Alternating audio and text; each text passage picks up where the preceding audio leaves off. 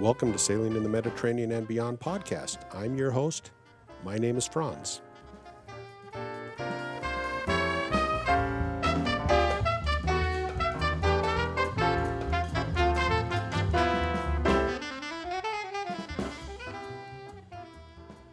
Welcome back to Sailing in the Mediterranean and Beyond. I'm on Skype with Andrew Vick. I know it's been a long time since I've done a podcast, but there's reasons for that I don't need to go into. But bottom line, I got Andrew Vick reporting on his sail from 2024. Andrew, thanks for joining me. Hey, man, good to be back. Yeah, time for the, like the dentist says, the annual checkup. So, been a year since we spoke. All right, tell us where you are right now. We were talking about this before, and I thought, well, that's an interesting thing that's going on here. So, tell us where you are. Yeah, personally, yeah, actually, I just wrapped up the boat actually last week. This is it's late September 2024 right now. Wrapped up the boat actually just a week ago, and I'm up here in Finland actually, chasing love. Okay, well, I hope you find it. That'll be great. So, I'm looking at your route, and you wrote me an email, and you basically said you were commiserating with me because my last podcast, I just whined about how hot it was sailing in the Mediterranean and how I had no desire to, or excuse me, the Caribbean, and how I had no desire to ever go back to the Caribbean again. And you, in your email, you said it was really hot in the Mediterranean as well. So, Yeah, you might have suffered a bit in sort of late July into August. Yeah, it got hot. It was one of those sort of hotter than average summers, which seem to have happened now at least 2 years in a row. But it was hot. It was definitely hot at times. So, but I yeah, got started in mid June actually. So, okay. and just to catch your readers up on who I am, yeah, I'm Andrew Vick from California. I've been sailing my 1976 Islander 36 around the Med since I bought it in 2008. It's a U.S. flagged vessel. We call them Plastic Classics, built in Southern California way back in the 70s, like many other brands. And yeah, picked the boat up in 2008. So I've been doing this every summer since then. So, and this actually is probably my last summer. I decided before the season started that I'm going to put her up for sale and start to do different things with my summers. So this is probably going to be my final voyage on her. So unless no one buys her, and I just might have to, sail a bit more next year, which wouldn't be that bad. That's sort of the attitude I have. This year I plan on moving my boat up to just outside of Jacksonville in Georgia and putting it up for sale as well. And if it doesn't sell, then I'll go back and sail the East Coast, which I've never done. So I guess the worst case scenario is I keep it longer. And I don't know if it's a good case scenario, but I'm getting so old that it's hard for me to maintain the boat like I want to. And so it's come to the point. And the other thing is I can't get my family on my boat. My family's got too large. And my tiny boat does not handle more than, well, if it's family, you can get 4 people on it. But normally I don't like to sail with more than 3 people. But let's get into your adventure this last summer. So I'm looking at, and by the way, I have show notes already prepared for this.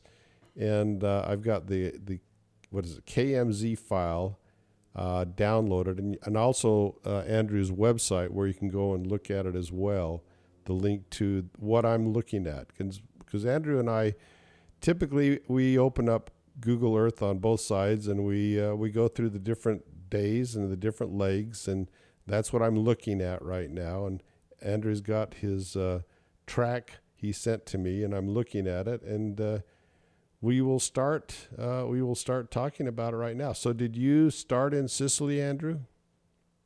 I did, so most of the time I've owned the boat, I had it in Croatia near Split. But the last 2 winters, I've had it in a town called Riposto, which is on the east coast of Sicily, kind of between Taormina and Catania. So that has been home base for the past 2 winters. And had I not planned to sell the boat, I might have, voyaged further west into the Mediterranean, maybe up into the Capri area over to Sardinia. But thinking I was going to sell the boat, I couldn't really leave the Med without doing one more tour around Croatia, because I think that's sort of that's the place to be in the Med. Um, so I planned my route would be from Sicily back to Croatia. So, but I guess I couldn't leave Sicily right away. I had to go up and do one more tour around the Aeolian Islands. That's that volcanic archipelago off the northeast tip of Sicily. So that's where I headed first on about mid-June this past summer. Okay. So I'm looking at this track that you've got here for me. And from Reposto, there's one that goes east and then one that goes north. So are we following the north track that goes up to Taormina, where you anchored off Taormina for a night and then continued north?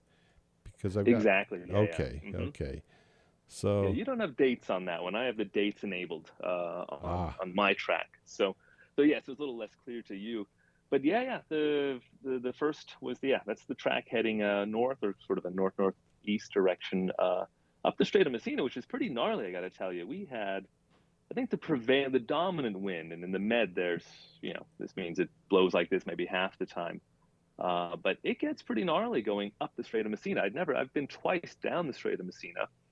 But going up is like straight into these really steep waves. There's also some current going on, so the waves get pretty nasty and steep. So by the time we only sailed 12 miles, but by the time we reached Taormina, I was soaking wet, and all my foul weather gear, that was all packed away. That's buried so deep in the boat because you don't really hardly ever need it, right? So I was just shivering there in my cotton t-shirt like an amateur.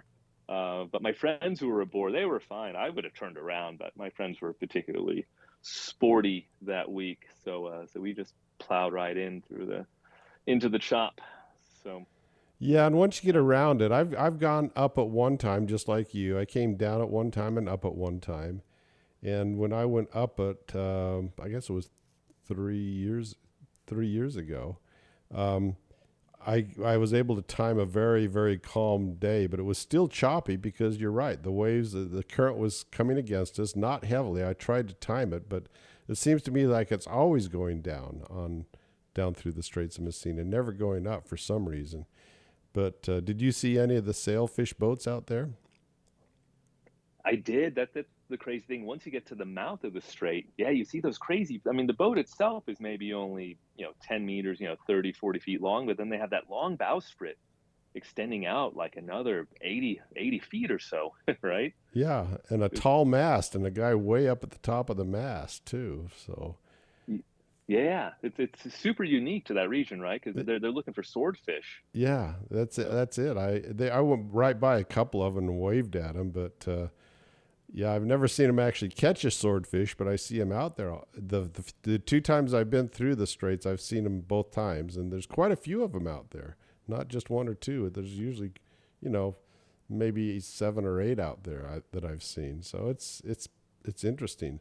So you made the turn. Did you stop anywhere along the way, or did you go straight from Taormina straight on up there? yeah, yeah. So we tucked into the Bay of Taormina. We anchored under the White Lotus Hotel. Right. It's a lot. Americans know that TV show. So basically, it's the Four Seasons in Taormina. But where you anchor, you're looking straight up at the hotel, which is like one of those €1,500 a night hotels.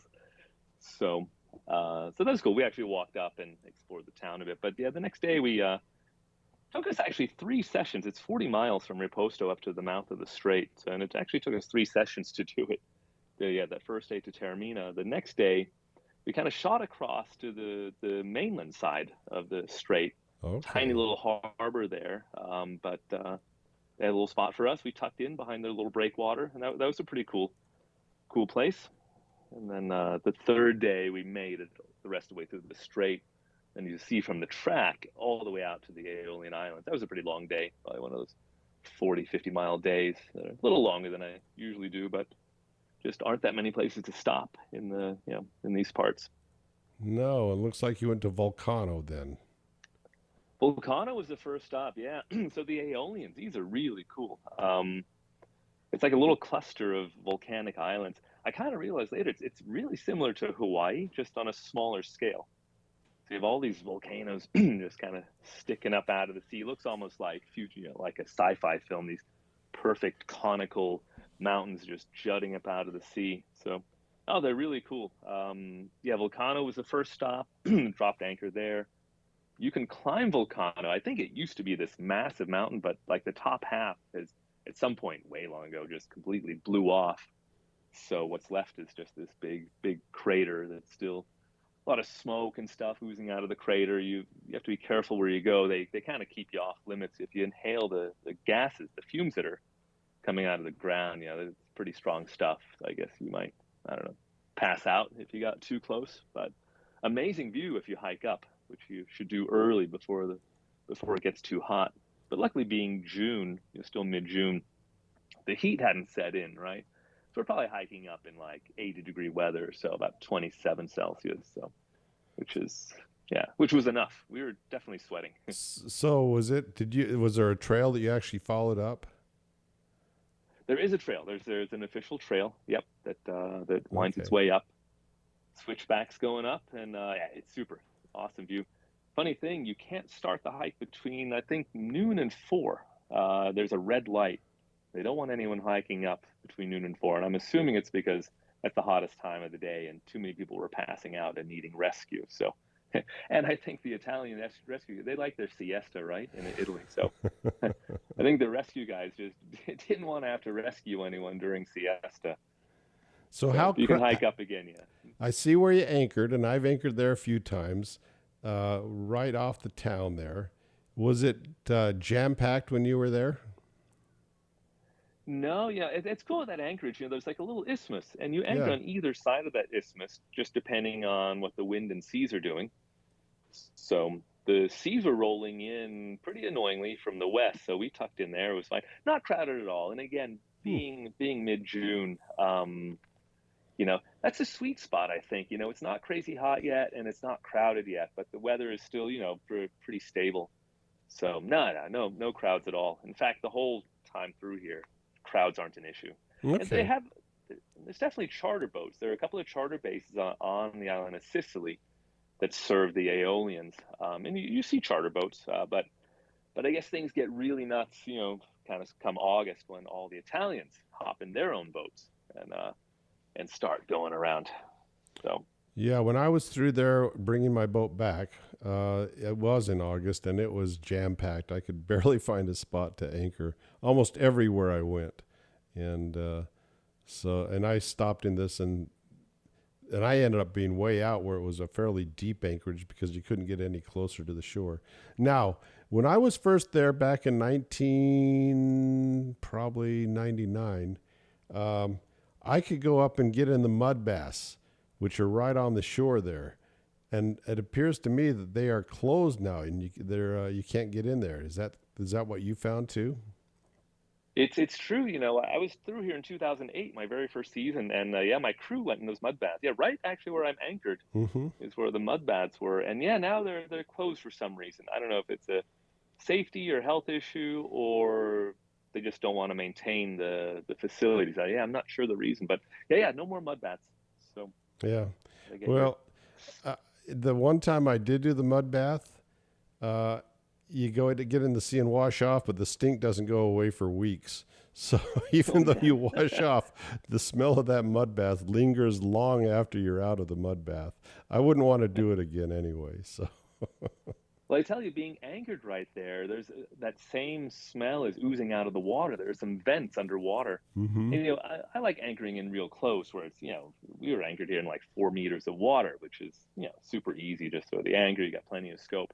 But the problem was there was, yeah, there was just so much noxious fumes. And if the wind blew just wrong, the wrong direction for a bit, it was kind of overpowering. And there are some signs on shore warning you that if you have any metal items in your pocket, including like your phone, that these gases can actually it can do something to metal. And I noticed at my winch, I have these old winches, these old Lumar winches, but I noticed after being there for the night that the chrome, the chrome covering was starting to discolor. And I can't say for sure. Maybe it already done it. Maybe that's how they're just getting older. But I could see some of the chrome just kind of peeling off and discoloring. It was. I wondered if that had anything to do with all this fumes coming out of the sea. Yeah, I've So anchored there twice, or actually I think three times. And the first time I anchored there, it was very very well. No, the second time I anchored there, first time was dead calm all night long. The second time, it was dead calm when I anchored, and then the wind came up from the east and made it a very dangerous anchorage in the middle of the night. And I saw one boat next to me drag and go ashore, and I didn't do anything. I just basically stayed up on deck and kept a watch all night long. And the pilot warned you that it's not a good spot in a as it obviously it wouldn't be in an easterly wind. And but you didn't have any bad weather, and I didn't have the third time I went there. I didn't have any bad weather either. So, how was your night there?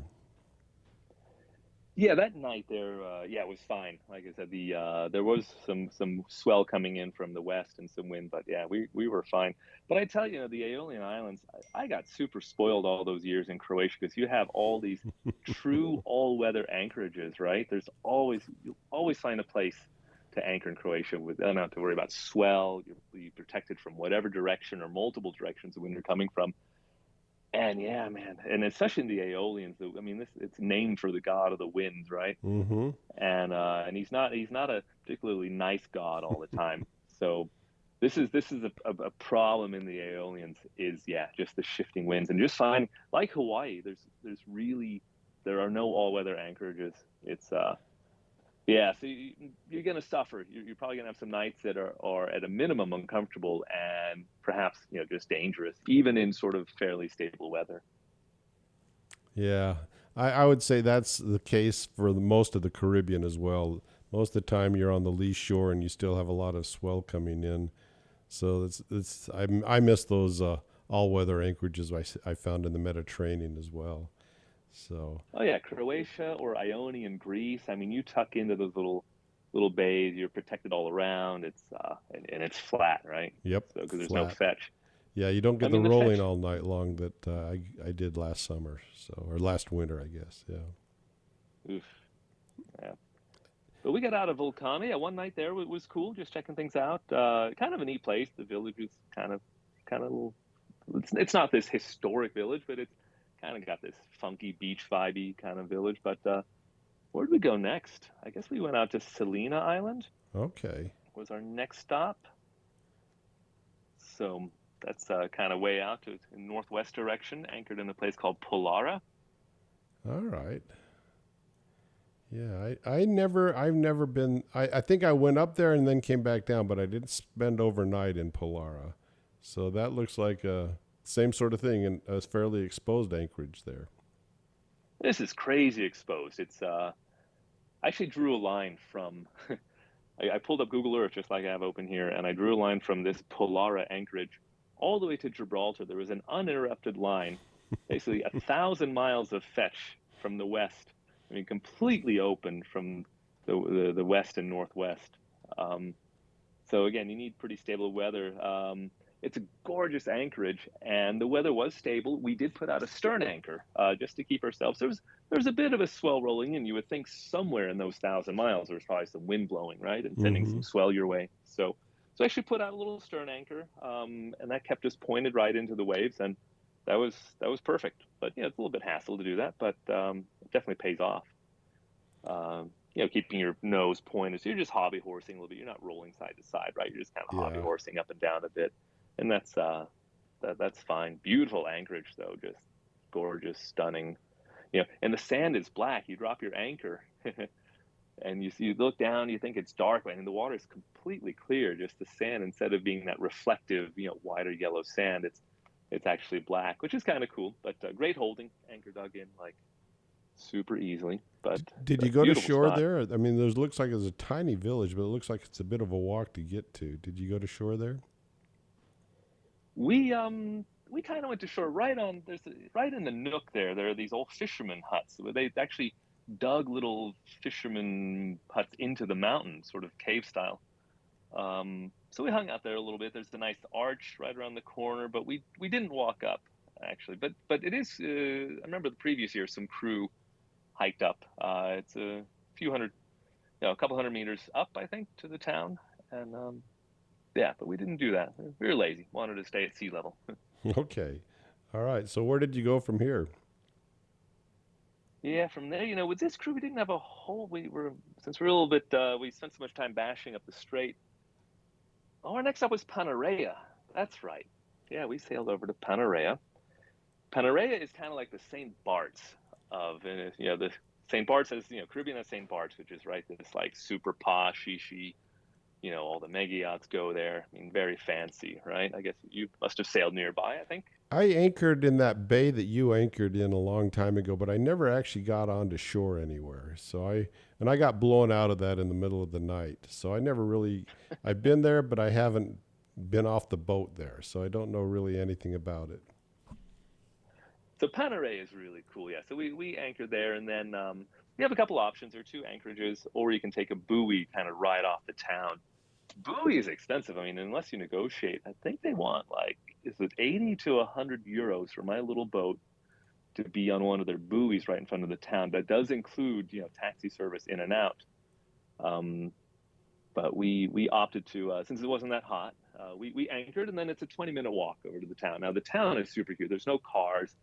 Every building is painted white, kind of these cubicle white buildings with amazing, gardens everywhere, desert fauna. And it's a shishi spot. I mean, celebrities go there. I mean, people, fancy people drop there. Jeff Bezos will put his mega yacht there, right? It's Hmm. it's a neat place.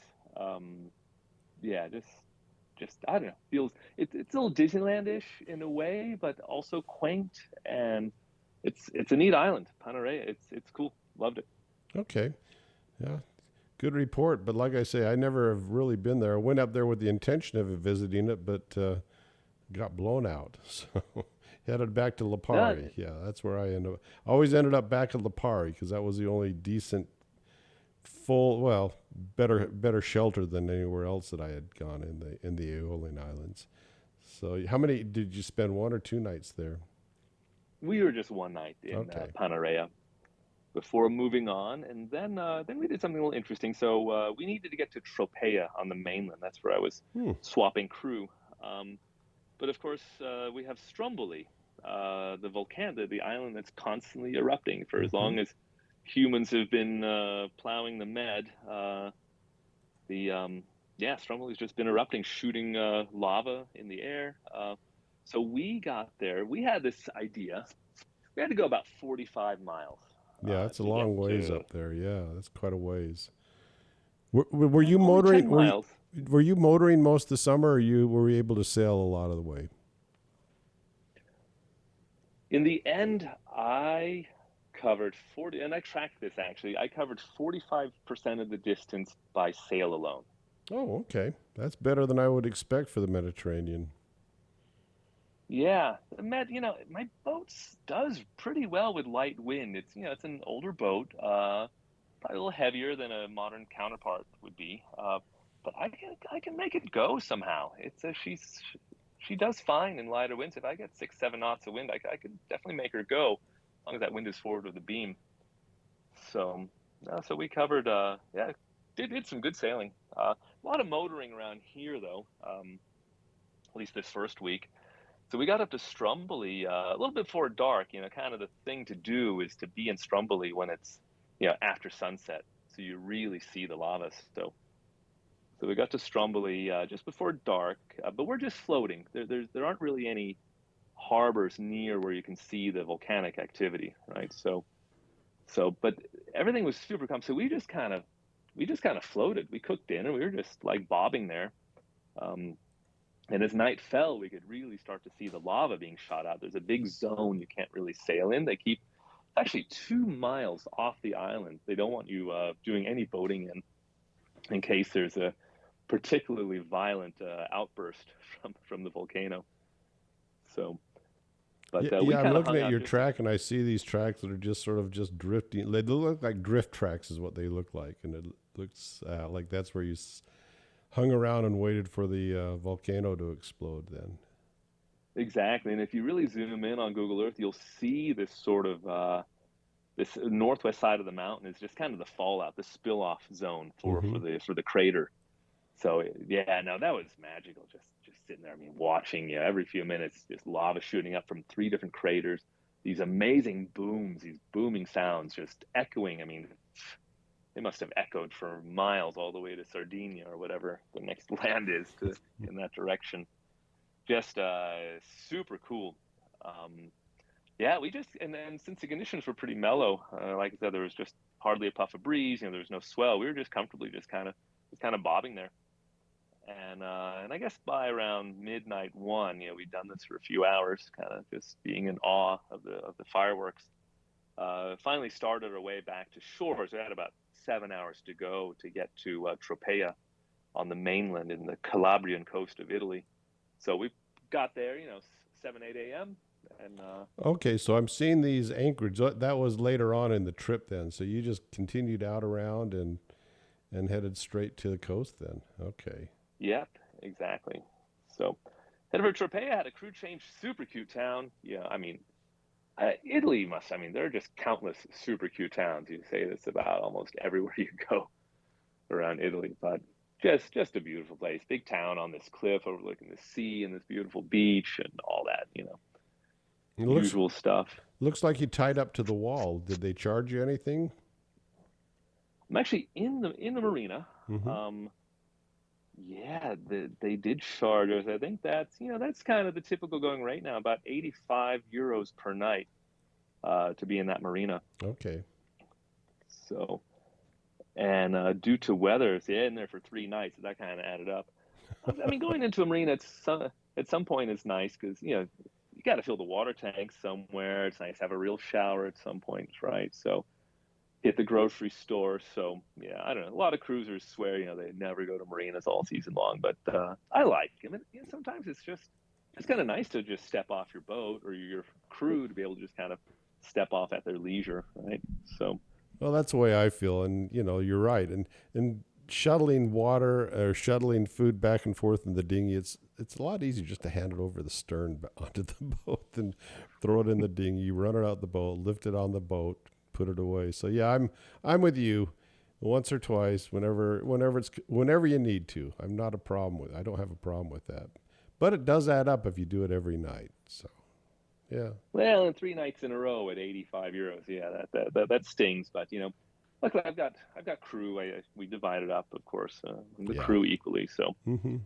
so it's not that bad. So yeah, I grabbed my second crew and we headed back to Stromboli. This time we anchored off the main village. It was calm enough to do so. Pretty easy anchoring, and a lot of these places are kind of deep, the way these volcanoes drop off. But luckily, there, it was put anchor down in 5, 6 meters. It was a lot easier than I expected it would be my first time there. Hey, So hold on. Eh, Your crew joined you in this town. What's the name of it? It's that was Tropea. Tropea. Where did they fly into, and how did they get down there? Yeah, that's a tricky one. So about an hour north of Tropea is an airport called Lamezia. So Okay. it's kind of middle of nowhere. It's not the easiest to get around. I ended up renting a car to facilitate the crew. Okay. So you drove up and picked them up then, basically, then. Yeah, Okay. Okay. Yeah, because this it's looks kind of like, fun. yeah, it's always nice to rent and drive around Italy anyway. No problem with that. But I was going to say, it doesn't look like there's any airports nearby here in Tropea. So Yeah, that, you know, and when I'm planning out all these routes, I'm trying, of course, that each crew transition point, and then I usually have crew on typically about 10 days at a time. You hmm always want to have your transition point somewhere where there's a really good some kind of transit connection, right? hmm Preferably an airport or at least some kind of like solid train or bus service to an airport. So Italy's a little trickier in that sense. I mean, it's a very car-centric country. Most Italians have a car, so so it can be tricky. But that worked out. That was probably the least convenient turnover point that I've ever done. But it worked out, especially when you can. It's pretty easy to rent a car too. So Okay. 50, 60 euro for the day for a car. And then you get to see some other stuff on the way. You get to do a grocery run at one of the bigger supermarkets, kind of out in the boonies. So Yeah. All right. So you went back to Stromboli. Did you climb the mountain? this time we did that. Yeah, yeah. We anchored by evening, and got ourselves to shore and finally kind of figured out the lay of the land. And we hiked up. You can hike up to, until 5 years ago, you could hike with a guide up to the very top where you had an amazing view of the craters. But I guess a tourist died 5 years ago in a particularly violent eruption. And so you can only go about halfway up now. So actually, if you're self-guided, you can go to 300 meters. If you have a guide, you can go to 400 meters. And I think the top of the mountain is about 900 meters. So, but we hiked to this viewpoint, and then we got again, we're just blown away. Just darkness is falling, and we're just the lava. It's just, you see this lava just kind of sparkling around the crater, kind of. We didn't see anything where the lava is like drift, kind of a river all the way down to the sea. I've seen pictures of when it does that, but we were still super impressed. Hung out for a couple of hours just watching the show and hearing the booms and everything. So it's a super cool experience. Now I can actually see the trail in Google Earth, and I see zigzags all the way up. Is that the switchbacks all the way up the mountain? Is that the trail you took, or another one that parallels it more? Yeah, There's two trails. One that does a switchbacks, gaining all the way pretty much to a lookout area, and then another one that just sort of follows the contour of the mountain up. And I was just wondering which one you did. Do you remember a lot of switchbacks when you're doing it? A bit, but like I said, since you can't go to the crater anymore, so our viewpoints were kind of due north of the crater on on the right side of of the fallout, the debris zone. Yeah, and there might be another trail that doesn't show up here. I was just kind of curious on that. So, yeah, and I can see there are a few different trails. Yeah, I can see the lookout point you're talking about. Okay. Yeah, so that amazing stuff, though. I mean, that's definitely a highlight of the Aeolians. Probably. I love the Aeolians, and this was absolutely amazing. Not only to have seen it now from land a few days earlier, I mean from sea a few days earlier, but now from the on the island itself. So it's a long hike, though. I think it ended up being a 7-mile hike, and it's a loop we ended up doing. It's a 7-mile hike, and it's kind of fun to just start a 7-mile hike at like 7 in the evening, trying to, and then coming back with headlamps. You see the organized hike with the guides. They're coming down. They look like little minions, little people, kind of winding their way down with all their lights. It was pretty cool. Okay.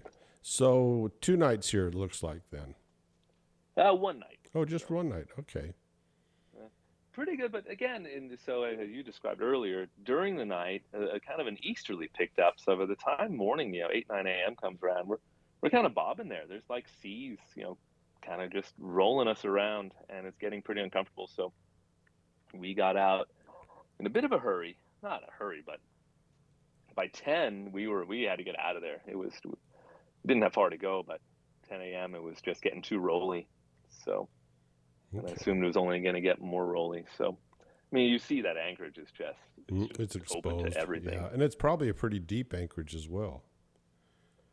You would think so, but I did find an area where it was just like 6 meters deep. Oh, so I was pleasantly surprised. They do have buoys there, which for a high fee, but anchoring was really easy. So, all right. So, what did we do then? So we went the long way around the island just to see the the kind of the fallout zone by day. Mm-hmm. So, and we cheated inside the zone.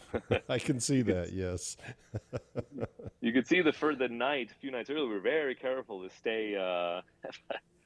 I mean, the Italians and their laws, they have laws, but I mean, we saw excursion boats, licensed, professionally operated excursion boats just cutting right in front of the fallout zone. I mean, maybe just 100 meters from where all the rocks were rolling into the sea. So. Yeah, I love the Italians. They basically ignore bureaucracy. I like that. You would, yes. Yeah. So, sailed back towards Panarea. Oh man, now things are getting. The sea state is not as stable as it's been. So we anchor off of Panarea again.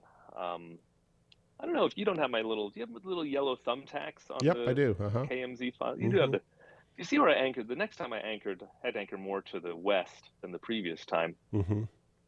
So, but funny thing here, you have this forecast. They say, okay, it's going to be blowing from the northeast, and then during the night it's going to shift and blow from the northwest. I said, well, how about this spot that's facing south? Well, let's try that. And the wind did what it said, but somehow in the night, the swell, it didn't come any wind, but like this 2, 3 foot swell just starts coming straight in from the south. And we're just, sitting there, hobby horsing like crazy. I mean, hobby horsing, I said was before was if it's light, it's okay. But now we had to sleep in the middle of the boat. The bow was just flying up and down too much. So we're all hunkered in the center of the boat.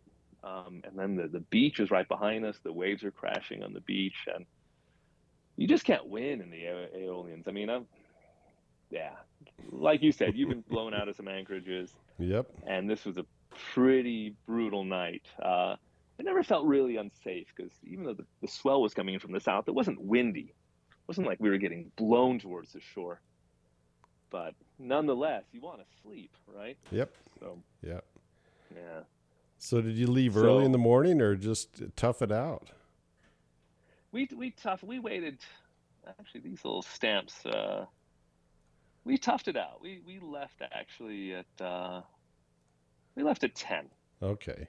So groggy-eyed. I mean, by then the southerly swell had dissipated, but now the wind and swell from northwest were starting to come. We got going at 10, and I tell you, after 2 nights of being kind of jostled or not really sleeping well, we did what you just said. You said the magic word. You said Lipari. Lipari has the most protected marina in the whole island chain. And even at that, it's not the best protection. No. It's still fairly open, but it's the best they got. And we pulled in there for 2 nights, actually. We just went straight there, and we just parked for 2 nights.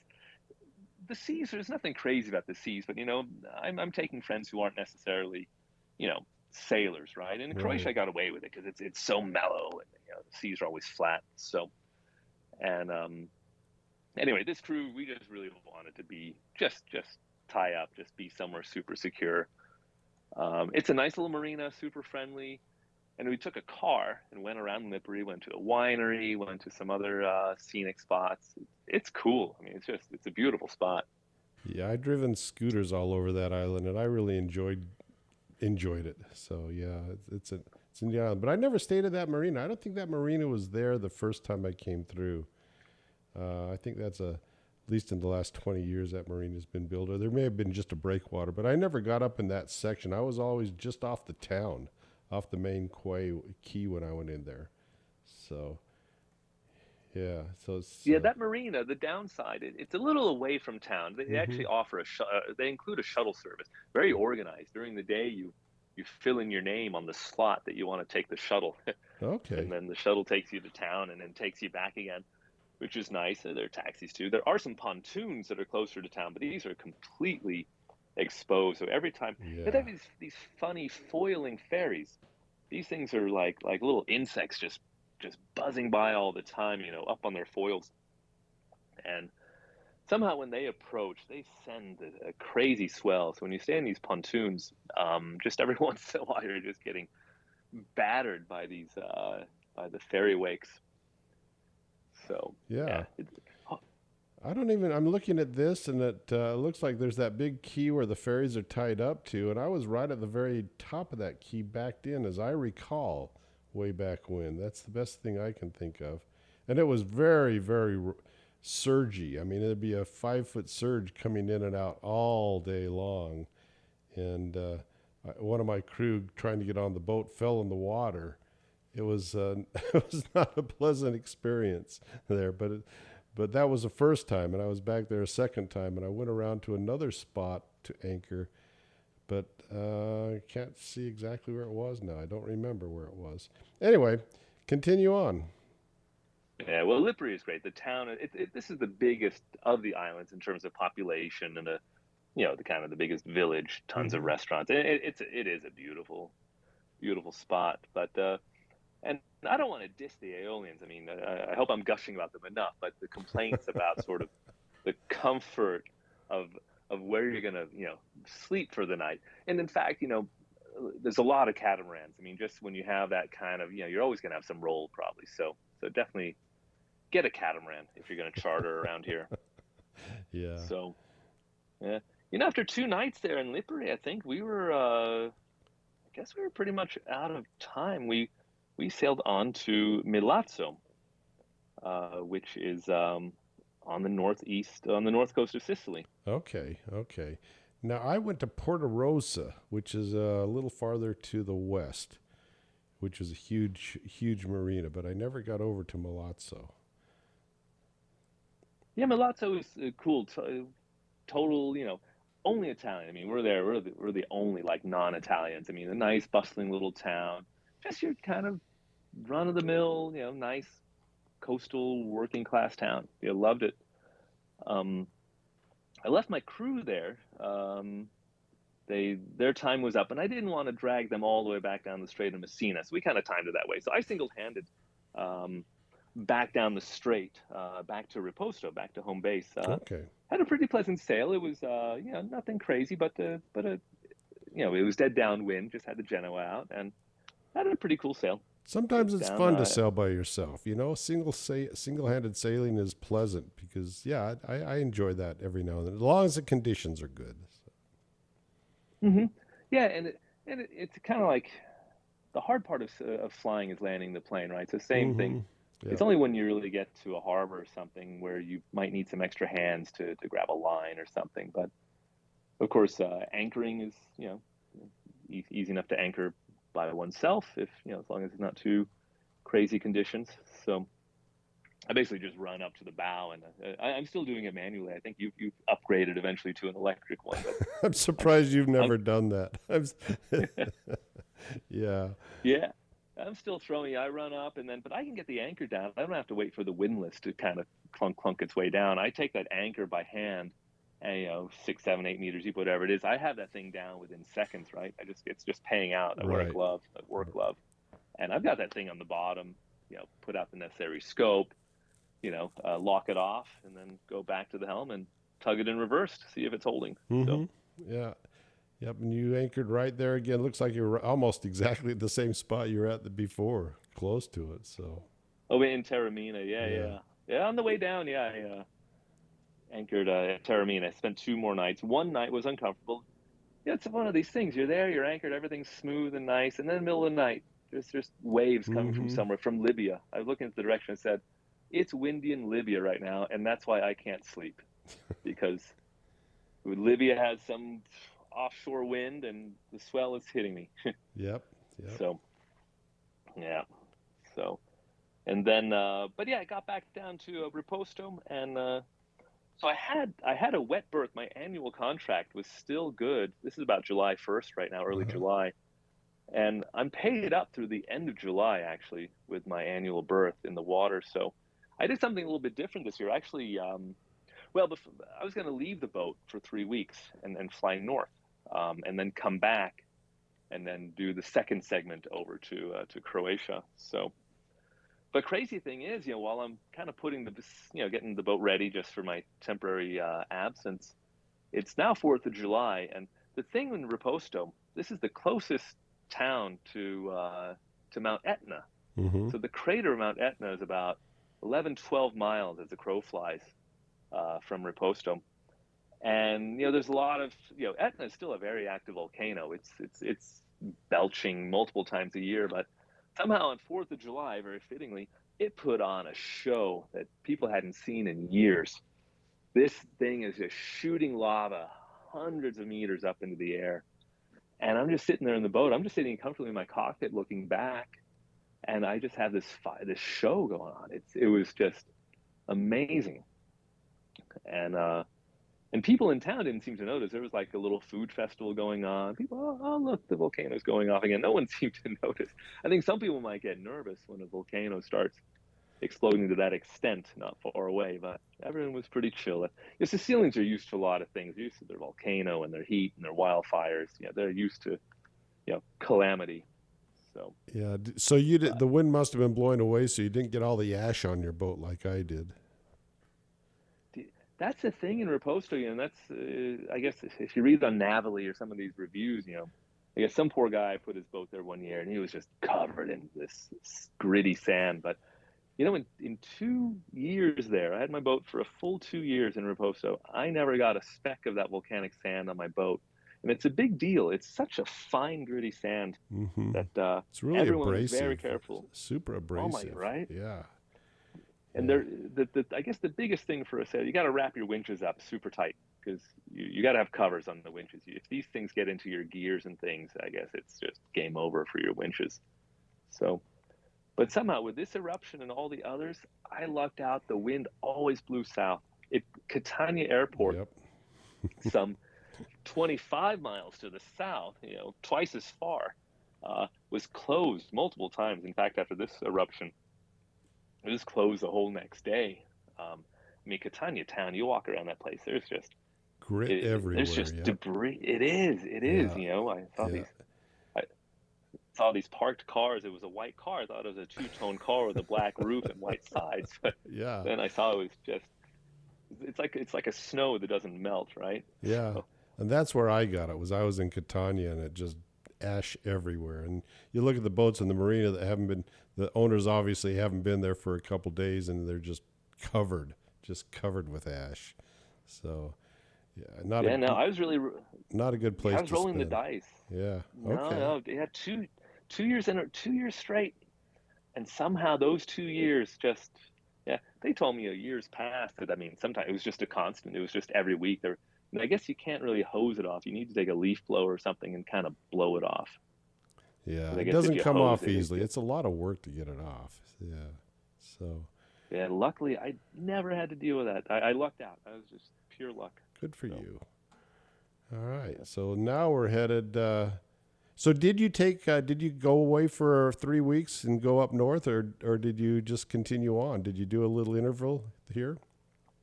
No, I flew up north. I flew up to Finland for 2 weeks.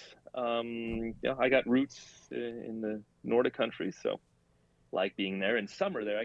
Actually, with all the sailing, one of the reasons I'm selling the boat is that I kind of miss going to the Nordic countries in summer, which is kind of the Mm-hmm. best time to be up there. So anyway, it was nice with a couple of weeks up north. But yeah, by late July, got back down, had yet another crew all lined up, and we're set to leave Sicily for good. So we're all, fridge is full, tanks are full, everything's full, and I tell you, you're med moored, right? You got your own lines holding you in the rear, and you got the mooring line from the marina on the bow. So as usual, okay, crew in the front, drop the mooring line in the water. We pulled in the stern line. I hitch forward, and the boat doesn't move, or actually the boat barely moves, which is a very strange feeling. So I'm like, oh, something's wrong. So we backed up again, retied up into the slip, and I said, okay, that was weird. Hmm. And then in the slip with the lines attached, I put it in forward. I saw kind of the thrust, a bit of thrust coming from below. Okay, well, maybe it's a folding prop. So I said, maybe let's try this again. Drop the lines, put it in forward, barely moved. Managed to back up again, slowly. And yes, I was a little bit dumbfounded. I've never had since, well, except for 2008, the very first summer, I never had any kind of mechanical issue with the boat, the motor, anything. I've never been sort of stranded. Um, so I was kind of dumbfounded. I didn't know what to do. Well, first thing I did, okay, figured it's a transmission issue, right? Maybe the cable to the transmission is bad, although that wasn't that old. Replaced that 6-7 years prior. Pulled open the engine bay, got down there. Okay, everything's engaging. The prop shaft is spinning. So I only got in the water. I didn't get in the water first. The water had that marine is a little bit dirty. There's always some diesel and stuff on the surface of the water. Got in the water, and I saw the prop. The prop had a lot of growth on it, and it was stuck. Like, it's a folding prop, and it was actually completely stuck in this kind of half open position. Mm. This folding prop, normally, when you engage gear, the blades fling open, and when you're under sail, they kind of collapse closed. But somehow it was just completely, really, really stuck in this half open position. And so I was like, all right, crew, I guess we're not going right now. went to the marina. I figured, okay, maybe a diver needs to get down there and really kind of work it out. Maybe he can kind of clean out. Maybe there's been some growth or something, some barnacles in the gears or something. So the next day, diver's down there, and he says, "No, he says that thing is completely frozen. You have some kind of mechanical problem actually with the gears itself. Something's completely wrong down there." I'm like, "Oh man." Then I run over to the boatyard. The marina has its own boatyard, travel lift and everything, and they had just hauled the boat and done bottom paint. I mean, the boat had just been splashed 7 weeks earlier and had been actively, cruised for about 3 weeks, right? Mm-hmm. And then it sat for 3 weeks. So I'm like, what the heck could have happened? So, but I guess I had no more choice at this point than to haul out. I did have my old fixed blade propeller ready to go. So I went over to the boatyard and said, "Hey, man, you just had my boat out," and they did some shaft work too. So I was like, did they do something wrong? Yeah, they did replace the cutlass bearing. So they had things kind of disassembled. So I said, "Oh, something's really wrong." Anyway, so the next day, so now we're 2 days later, they did a quick haul out for me. The marina towed me over 8 in the morning. Went straight to the travel lift. And they took apart the propeller, there's a lot of little steps and bolts and pieces on these. It's a Flexifold, really good prop. I mean, it has a great reputation. In fact, I couldn't find any, I was Googling, what do you do when your Flexifold is stuck halfway open? I couldn't find, no one mentioned this anywhere on Google. So it's not like this is a common thing. So the boatyard, that's hanging in the slings. The boatyard guys are there pulling the prop apart, and it's pretty gunked up, right? Each blade has some gears on it. All the gears kind of mesh into each other of the 3 blades. They took it into the shop. They polished it up, probably dipped it in acid, and they brought it back and assembled it. And meanwhile, I got Flexifold, the manufacturer, on the phone while this is all happening. And anyway, they put it back together. And everything was fine. So the big mystery was what happened in those 3 weeks of the boat just sitting there that could have caused this. And I guess it's just a hot marina in terms of, well, the temperature and maybe organic things in the water. I don't know, but I guess so much things grew, and the water's been like, 88 degrees the whole time I've been away. So it's 31 Celsius.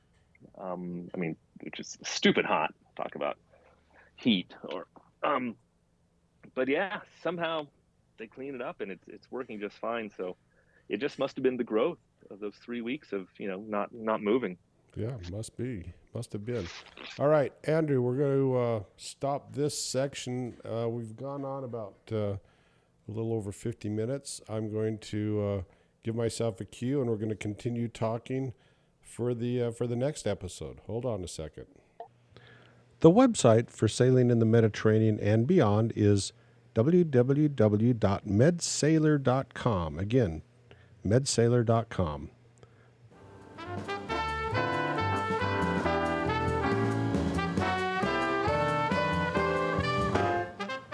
Life is short. In the end, all that really matters is the memories you make. So make a few. Go sailing.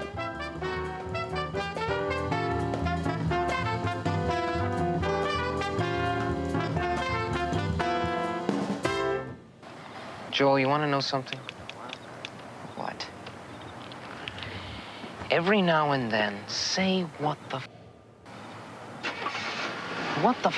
gives you freedom? Freedom brings opportunity. Opportunity makes your future. If you can't say it, you can't do it.